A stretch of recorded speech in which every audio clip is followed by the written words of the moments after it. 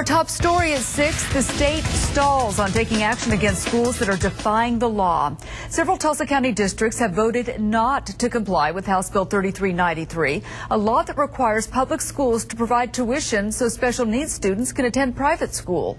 News on 6 reporter Chris Wright has the latest on this developing story for us. Chris? Well, Terry, State Superintendent Sandy Garrett not exactly happy with the district's decision, but this conflict will remain in legal limbo for now.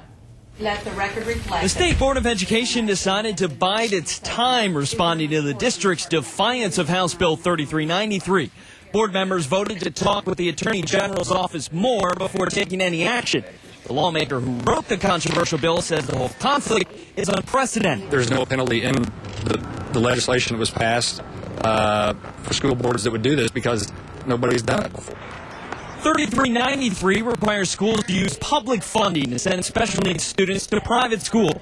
Jenks, Union, Bixby, and Owasso have voted not to comply at all. Tulsa has decided to pay the scholarships of 6 students who have already enrolled in other schools, but that's it. All have argued, though, that 3393 is unconstitutional. But its author says that's not a school's decision to make. What's ironic about it is that they're concerned about the bill violating the Constitution, when in fact that's exactly what they're doing by their actions. Several parents of special needs students made the trip from Tulsa Thursday. They say the looming legal battle is unfortunate. It's sad that the system has to go through all of these mechanics to arrive at the place that we would have been at anyway. Very strange. And as the conflict continues, and if the case eventually enters into the courts, they promise to be there every step of the way. There are a lot of unheard from voices yet in this fight, but it's only beginning.